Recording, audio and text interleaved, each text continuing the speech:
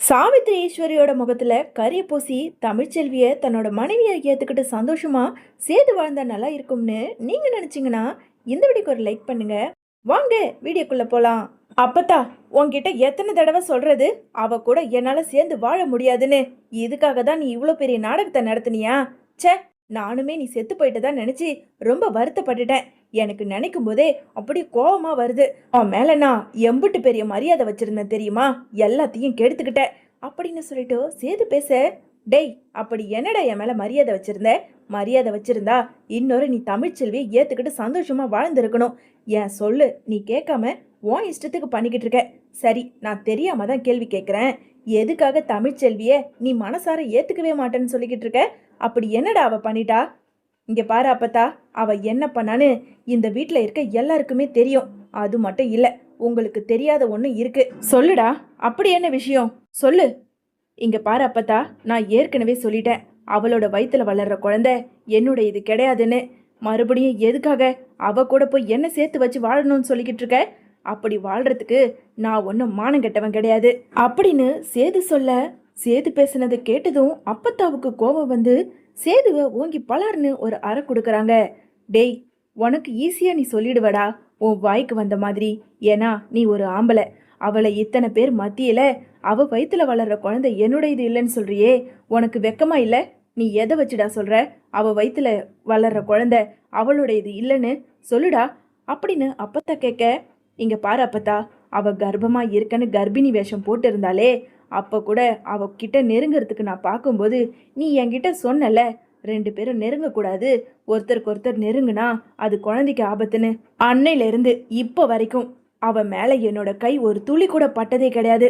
அப்படி இருக்கும்போது அவ எப்படி கர்ப்பமானா அப்படின்னு சொல்லிட்டு எல்லார் முன்னாடியும் சேது கேட்க, இதை கேட்டதும் தமிழ்ச்செல்விக்கோ பயங்கர கோவம் வந்து, போதும் நிறுத்துங்க. நீங்க என்ன பேசியிருந்தாலும் எனக்கு உங்க மேல கோவம் வந்திருக்காது. எப்படி நீங்க என்னோட கர்ப்பத்து மேல சந்தேகப்படுவீங்க? ச்சே, நீங்களாம் ஒரு மனுஷங்க தானா?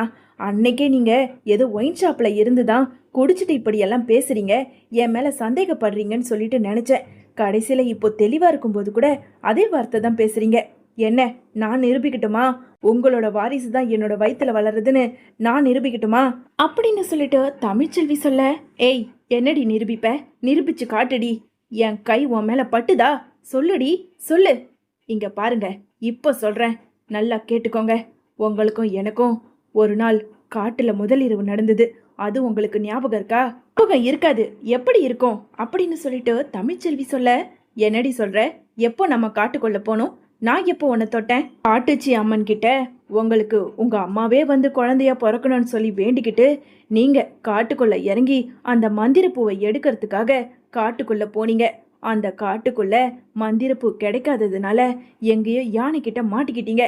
யானைக்கிட்ட மாட்டிக்கிட்டு உயிருக்கு போராடிக்கிட்டு இருக்கும்போது உங்களுக்கு என்னாச்சோ ஏதாச்சோன்னு பதறி போய் யார்கிட்டையும் சொல்லாம நானும் உங்களை தேடி காட்டுக்குள்ள வந்தேன். வந்தப்ப பசிக்குதுன்னு சொல்லிட்டு ஒரு மரத்துல பழத்தையும் பறிச்சு கொடுத்தீங்க. நம்ம 2 பேரும் சாப்பிட்டோம். சாப்பிட்ட கொஞ்ச நேரத்துல நீங்களும் நானும் ஒன்று சேர்ந்துட்டோம். போதுமா? எல்லார் முன்னாடியும் எதெல்லாம் சொல்லக்கூடாதோ அதை எல்லாத்தையும் இப்படி 4 பேர் முன்னாடி என்னை சொல்ல வச்சிட்டீங்க. ஏன்னா நீங்க என் கர்ப்பத்து மேல சந்தேகப்பட்டிருக்கீங்க. என் குழந்தை இந்த வீட்டு வாரிசு, அதை நிரூபிக்க வேண்டிய அவசியம் இப்ப எனக்கு இருக்கு. அதனாலதான் நான் இந்த இடத்துல சொல்றேன் அப்படின்னு சொல்லிட்டு தமிழ்ச்செல்வி காட்டுக்குள்ள நடந்த முதலிரவை பத்தி எல்லார் முன்னாடியும் சொல்ல, அதை கேட்டதும் சேதுவுக்கு அதிர்ச்சி ஆகுது. உடனே இதை கேட்டதும் அப்பத்தாவோ, இதை எல்லாத்தையும் கேட்டுக்கிட்டு இருந்த அப்பத்தாவோ, டேய், பாத்தியாடா, உன் பொண்டாட்டி பத்தினிடா, அவளை போய் நீ சந்தேகப்பட்டுட்டியே. ச்சே, உன்னையெல்லாம் என் பேரன் சொல்லிக்கிறதுக்கு எனக்கே வெக்கமா இருக்கு. அம்மாடி தமிழ்ச்செல்வி, அவன்தான் ஏதோ உன் மேல சந்தேகப்பட்டு பேசிட்டான். தயவு செஞ்சு நீ சேது கூட சேர்ந்து சந்தோஷமா வாழுமா அப்படின்னு சொல்லிட்டு அப்பத்தா சொல்ல, இங்க பாரு அம்மாச்சி, இவ்வளவு நேரம் என் குழந்தைய சந்தேகப்பட்டு கேட்டதுனாலதான் நானும் சொல்ல வேண்டிய உண்மையை நான் சொல்லிட்டேன். இதுக்கப்புறமும் இந்த வீட்டில் வாழ்றதுக்கு எனக்கு எந்த தகுதியும் கிடையாது. முக்கியமா இவர் கூட நான் வாழவே வாழ மாட்டேன் அப்படின்னு அழுதுகிட்டே தமிழ்ச்செல்வி பேசிக்கிட்டு இருக்க உடனே அங்கவே மயக்கம் போட்டு விழுந்துடுறாங்க. மயக்கம் போட்டு விழுந்த தமிழ்ச்செல்விய பார்த்ததும் அப்பத்தாவோ பதறி போய் தமிழ்ச்செல்வி தமிழ்ச்செல்வி எழுந்துரு அப்படின்னு சொல்லிட்டு அங்க இருந்த ராஜாங்கம் அப்பத்தா மலருன்னு எல்லாருமே போய் பதறி போய் கேட்டுக்கிட்டு இருக்க. இன்னொரு பக்கம் இங்க சாவித்திரி இருந்துகிட்டு ஆமா இவ நாடகம் ஆடுவா, எப்படியாவது இந்த வீட்டுக்குள்ள வரணும்னு சொல்லிட்டு சேதுக்கிட்ட ஏதேதோ கதை விட்டுக்கிட்டு இருக்கா. அவ வயித்துல வளர்ற குழந்தை யாரோடையதுன்னு யாருக்கு தெரியும்? ஏய் சேது, இதையெல்லாம் நீ நம்பிக்கிட்டு இருக்காத அப்படின்னு சாவித்திரி சொல்ல, இங்க பாருங்க அத்தை, இதுக்கு மேல உங்களுக்கு மரியாதை இருக்காது. நானும் உங்களை பார்த்துக்கிட்டு தான் இருக்கேன். தமிழ்ச்செல்வியே என் கூட சேரவே விடக்கூடாதுன்னு நீங்க ஒவ்வொரு நாளும் ஏதேதோ பிளான் பண்ணி தான் ஒன்று நிறைவேற்றிக்கிட்டு இருக்கீங்க. அதை நான் நம்ப மாட்டேன். இத்தனை நாள் அறிவு கெட்டு போய் தமிழ்ச்செல்வியோட வயிற்றுல வளர்ற என்னோட குழந்தை, என்னோட அம்மாவை போய் நான் சந்தேகப்பட்டுட்டேன். இனிமே நான் அப்படி இருக்க மாட்டேன். உங்களோட பேச்சு கேட்டு இனிமே என் தமிழ்ச்செல்வியை சந்தேகப்படவே மாட்டேன் அப்படின்னு சொல்லிட்டு மயங்கி இருந்த தமிழ்ச்செல்விய அப்படியே தன்னோட தோள் மேல தூக்கி போட்டுக்கிட்டு நேரா ஹாஸ்பிட்டலுக்கு போய் இங்க டாக்டர் கிட்ட ரொம்ப பதட்டமாவே, டாக்டர் என்னோட தமிழ்ச்செல்விய தயவு செஞ்சு காப்பாத்துங்க அப்படின்னு சொல்லிட்டு ஹாஸ்பிட்டல்ல கூட்டிட்டு போய் சேர்க்குறாங்க. கொஞ்ச நேரத்துல டாக்டருமே தமிழ்ச்செல்வியை செக் பண்ணிட்டு வெளியே வராங்க. உங்களோட ஒய்ஃப் கர்ப்பமாக இருக்காங்க போல இருக்கு அப்படின்னு சொல்லிட்டு டாக்டர் கேட்க, ஆமாம் டாக்டர், என்னோட மனைவி கர்ப்பமாக இருக்காங்க. ஏன் சார் உங்களோட மனைவி கர்ப்பமாக இருக்காங்கன்னு சொல்கிறீங்க? அப்படி இருக்கும்போது அவங்கள ரொம்ப பத்திரமா பார்த்துக்க கூடாதா? அவங்க ஏற்கனவே வீக்காக இருக்காங்க அப்படின்னு சொல்லிட்டு டாக்டர் சொன்னதும் இதை கேட்டதும் சேதுவுக்கோ அழுதுகிட்டே, என்ன சொல்கிறீங்க டாக்டர், தமிழ்ச்செல்விக்கு என்னாச்சு? இங்க பாருங்க சார், அவங்க உடம்பு ரொம்ப வீக்கா இருக்கிறதுனால அவங்க வயிற்றுல வளர்ற குழந்தையோட வளர்ச்சியும் கொஞ்சம் கம்மியா இருக்கு. என்ன சொல்றீங்க டாக்டர், அப்போ குழந்தைக்கு ஏதாவது ஆபத்தா அப்படின்னு சொல்லிட்டு பதட்டத்தோட சேது கேட்க, இங்க பாருங்க சார், இப்படியே விட்டோம்னா கண்டிப்பா குழந்தைக்கு பெரிய ஆபத்து வந்துடும். அதுக்கப்புறம் உங்களோட குழந்தைய நீங்க முழுசா பார்க்க முடியாத நிலைமை ஆயிடும். இனிமேலாவது உங்களோட ஒய்ஃபை நல்லபடியா பார்த்துக்கோங்க. ஆமா, அவங்க வீட்டில் ரெஸ்ட் எடுக்கிறாங்க தானே? இல்லை, அவ வேலைக்கு போறா. என்ன சார் சொல்றீங்க, வேலைக்கு போறாங்களா? அவங்களோட உடம்பு இருக்க கண்டிஷனுக்கு எங்கேயும் போகக்கூடாது. வீட்டில இருந்து ரெஸ்ட் எடுங்க. நிறைய ஃப்ரூட்ஸு, நிறைய நட்ஸு, நிறைய ஹெல்த்தியான ஃபுட்டு கொடுங்க. அதை விட்டுட்டு எதுக்காக சார் கர்ப்பமாக இருக்கும்போது தேவையில்லாமல் வேலைக்கு அனுப்பிக்கிட்டு இருக்கீங்க? இதுதான் சார் நீங்கள் பண்ணுறது பெரிய தப்பு. அங்கங்கே குழந்தைங்க இல்லாமல் எவ்வளவோ கஷ்டப்பட்டுக்கிட்டு இருக்காங்க. உங்களுக்கு குழந்தைன்னு ஒன்று வந்ததுக்கப்புறம் நீங்கள் உங்கள் இஷ்டத்துக்கு குழந்தைய கவனிக்காமல் வேலைக்கு போகிறதும் வேலைக்கு சாப்பிடாம இருக்கிறதும், இப்படியே குழந்தைக்கு தேவையான ஹெல்த்து கொடுக்காமையே நீங்கள் கவனிக்காமையே விட்டுடுறீங்க. இனிமேலாவது உங்களோட ஒய்ஃபை நல்லபடியாக பார்த்துக்கோங்க. மறுபடியும் நீங்கள் வேலைக்கு அனுப்புனா அதுக்கப்புறம் உங்களோட குழந்தை உங்களுக்கு கிடையாம ஆகிடும் அப்படின்னு சொல்லிட்டு டாக்டர் சொல்ல, இல்லை இல்லை, கண்டிப்பாக என்னோட மனைவியை நான் நல்லபடியாக பார்த்துப்பேன். என்னோட அம்மா எனக்கு வேணும் டாக்டர். ஓகே சார், உங்களோட ஒய்ஃபை நீங்கள் பத்திரமா பார்த்துக்கோங்க. இப்போ அவங்களுக்கு 5 மாதம் ஆகுது. ஒரு சின்ன ஸ்கேன் பண்ணணும் அப்படின்னு டாக்டர் சொல்ல, மேடம் என்னோட குழந்தைய நான் ஸ்கேனில் பார்க்கலாமா? ஓ தாராளமாக பார்க்கலாம், வாங்க அப்படின்னு சொல்லிட்டு சேதுவை அழைச்சிக்கிட்டு போய் இங்கே தமிழ்ச்செல்வியை படுக்க வச்சு ஸ்கேன் பண்ண, ஸ்கேனில் தெரிஞ்ச தன்னோட குழந்தைய பார்த்ததும் சேதுவுக்கு ரொம்ப சந்தோஷமாகுது.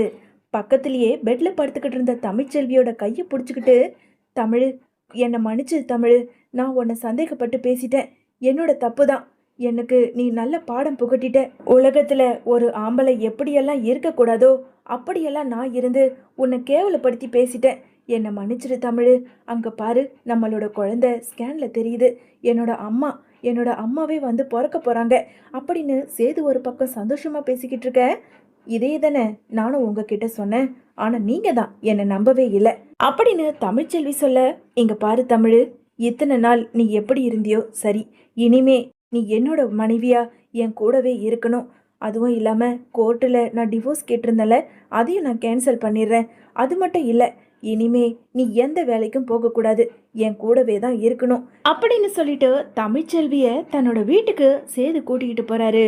வீட்டுக்கு வந்த சேதுவை பார்த்ததும் எங்க ராஜாங்கமோ, என்ன சேது, தமிழ்ச்செல்வி எப்படி இருக்க அப்படின்னு சொல்லிட்டு ராஜாங்கம் கேட்க, அப்பா தமிழ்ச்செல்வியோட வயிற்றுல வளர்ற என்னோட குழந்தைய பார்த்தேன்ப்பா, நம்ம வீட்டு வாரிசை பார்த்தேன், என்னோட அம்மாவை பார்த்தேன் அப்படின்னு சொல்லிட்டு ரொம்ப சந்தோஷத்தோட சேது சொல்ல, உடனே அங்கே இருந்த தாமரையோ, அம்மா என்னம்மா இது, தமிழ்ச்செல்வி வயிற்றுல வளர்ற குழந்தை என்னோட இது கிடையவே கிடையாதுன்னு சொன்ன மாமா இப்போ என்னமோ அப்படி பெருமையாக பேசிக்கிட்டு இருக்காரு அப்படின்னு சொல்லிட்டு தாமரை சொல்ல, என்ன சேது, பொண்டாட்டி மேலே அப்படியே புதுசாக அக்கறைலாம் வந்திருக்கு போல இருக்கு, கொஞ்ச நேரத்துக்கு முன்னாடி தான் அவ வயித்துல வளர்ற குழந்தை என்னோட இது கிடையவே கிடையாதுன்னு என்னென்னமோ பேசுன.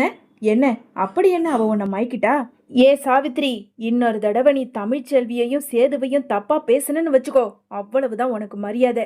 இன்னொரு தடவை நீ இந்த வீட்ல இருக்கிறதுக்கே யோசிக்கணும் அப்படின்னு சொல்லிட்டு ராஜாங்கோ ரொம்ப கோவத்தோட பேச, அப்பா அவங்க கிடக்குறாங்க, அவங்களுக்கு எத்தனை தடவை சொன்னாலும் உரைக்கவே உரைக்காது, நீங்க விடுங்கப்பா. தமிழ்ச்செல்வி இனிமே நம்ம கூட தான்ப்பா இருப்பா, ஏன் கூட அவ மனைவியா இந்த வீட்ல இருக்க போறா அப்படின்னு சேது சொல்ல, இங்க பாரு சேது, என்னை பொறுத்த வரைக்கும் தமிழ்ச்செல்வி விஷயத்துல நீ என்ன முடிவு எடுக்கிறியோ அது உன்னோட இஷ்டம்பா. உன்னோட வாழ்க்கையில தலையிடுறதுக்கு எனக்குமே எந்த தகுதியும் கிடையாது. நீ உன் வாழ்க்கையில சந்தோஷமா வாழ்ந்தா அதுவே எங்களுக்கும் சந்தோஷம்தான் அப்படின்னு சொல்லிட்டு எங்க தமிழ்ச்செல்விய தன்னோட சின்ன மருமகளா ராஜாங்கமும் ஏத்துக்கிறாரு.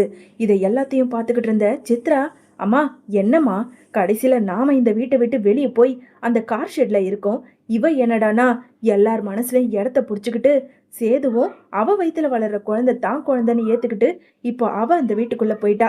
இன்னும் கொஞ்ச நாள்ல இப்படியே போச்சுன்னு வச்சுக்கோ, கண்டிப்பா அவ போஸை பத்தி வீட்டுல இருக்க எல்லார்கிட்டயும் சொல்லதான் போறா. அதுக்கப்புறம் நாமளும் அந்த வீட்டுக்குள்ள போக முடியாத நிலைமை தான் வரப்போகுது. இருடி, அது எப்படி அவ இந்த வீட்டுக்குள்ள சந்தோஷமா இருந்துடுறான்னு நானும் பாக்குறேன். நம்ம இங்க கார் ஷெட்ல இருப்போம், அவ போய் வீட்டுக்குள்ள குளு குளுன்னு ஏசில இருப்பாளா? கேவலம் வேலைக்காரியெல்லாம் இந்த வீட்டுல மருமகளா இருக்கா, அவளை எப்படி இந்த வீட்டுல வாழ விடுறேன்னு நானும் பாத்துறேன் அப்படின்னு சொல்லிட்டு எங்க ஈஸ்வரி ஒரு பெரிய திட்டம் போட்டுக்கிட்டு இருக்காங்க.